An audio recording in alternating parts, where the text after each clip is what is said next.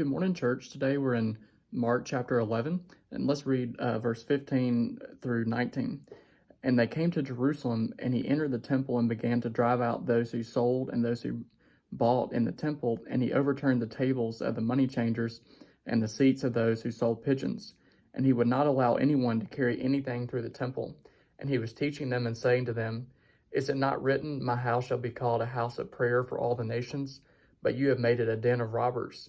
And the chief priests and the scribes heard it and were seeking a way to destroy him, for they feared him, because all the crowd was astonished at his teaching.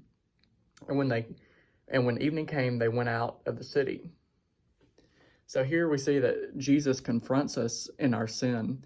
In this passage, Jesus, he sees extortion, bribery, greed, love of money, and they were trying to shut out the Gentiles. And so that's why Jesus says that his house shall be called a house of prayer for all the nations. So God's heart is that he loves all the peoples of the world and desires them to come into a relationship with him.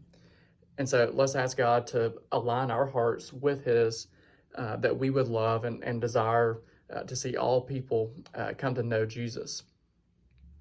Also, Jesus doesn't just confront us in our sin, but he also cleanses us from our sin.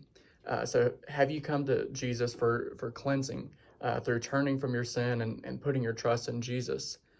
What areas of your life is God currently working on to continue to purify your heart in order to look more and more like Jesus? I hope you enjoy Mark chapter 11 today.